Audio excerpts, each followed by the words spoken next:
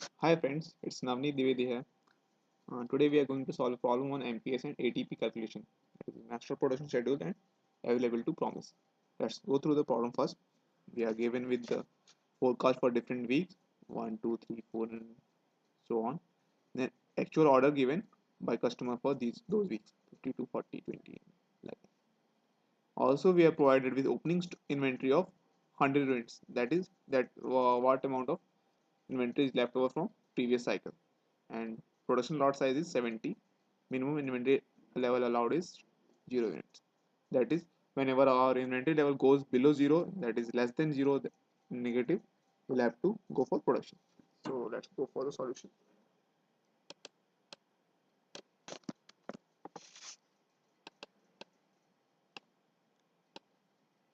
ah, this is our requirement. So what's our opening inventory? It's given over there 100. I'll just put it over there. Next is requirement is maximum value of forecast and actual order. Whatever we have forecasted and whatever we have received confirmed order from customer, we will be taking maximum of those. So it's equal to max of these two. So it's clearly 52 there. Now net inventory before production. What's this? uh, Before producing this, before planning any production for this week, what what's the actual level of inventory? If it's a negative or positive, we will have to check over there. So it's equal to our available quantity minus our requirement. So it's 40, it's positive. So there will not be any production for this week, for this particular part. So I'll put a formula over there. uh,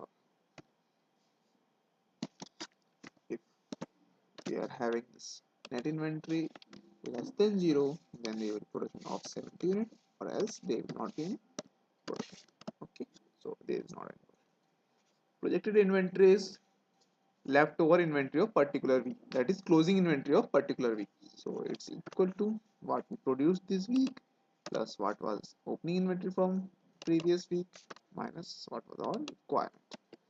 So 48. Next is ATP, or available to promise, that we will solve in end of session. For week 2, again we need opening inventory. Opening inventory for week 2 is closing inventory of week 1. So it's just this formula. Again requirement of week 2, as we have done for week 1, requirement is max of forecasted value and actual order. So we'll just copy down these formulas over there. So we can see that net inventory level was less than 0, that's it's negative 2. So we have derived a formula over there. If it's less than 0, then we'll have to go for production cycle. So we produce 70 quantity, then again projected inventory after these all those things is 68, that is we are left with 68 parts. So let's go for further weeks. So these are the calculation done on our formula basis. Clearly you can see that. Okay. Further we will calculate them for those without any production. So hope so you are clear up till now. That is, for 0 there is no for any positive net inventory there is no requirement for production. So MPS value is 0. For any negative value there is requirement for MPS, that is we are falling in short of inventory. So we will go for production that particular week.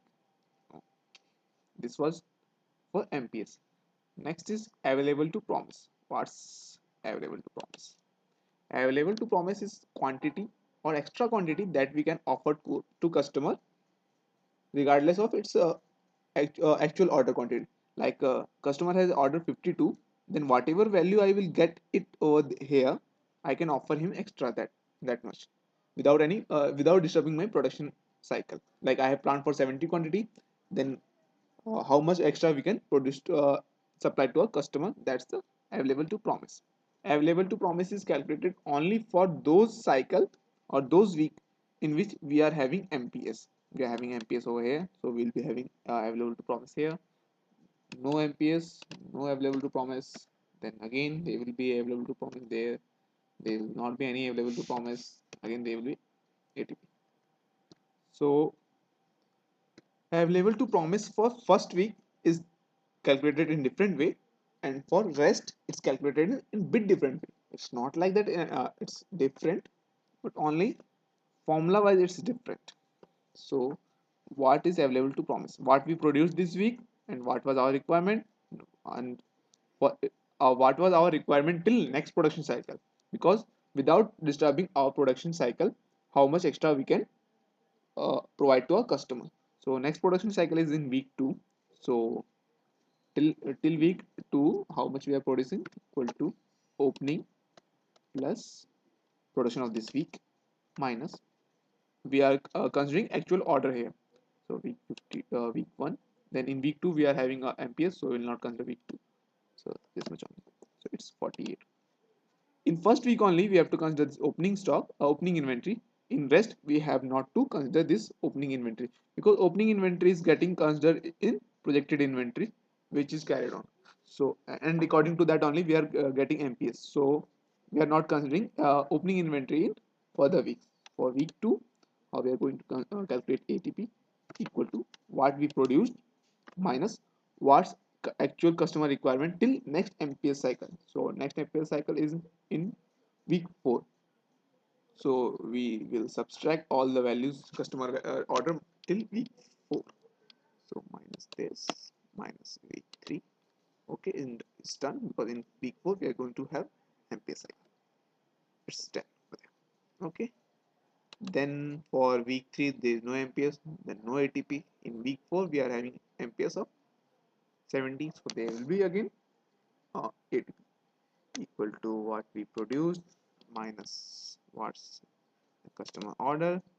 But we'll not go for week 5, because in week 5 again we are having MPS. So it's okay. 60. What exactly this 60 signifies?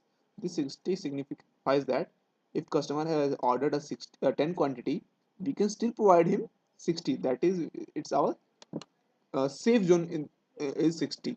Like if customer suddenly increases his order to from 10 to 70, we can easily provide him with the this his requirement. We can easily fulfill his requirement. Or if we are having some new customer with 60 requirement of this particular same part, we can go for that. So this is the significance of ATP, and MPS signifies how much to produce in which particular week. Hope so you are clear with all these details and found this video useful.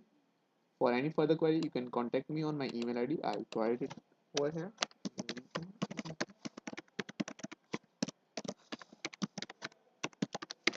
Okay, thank you.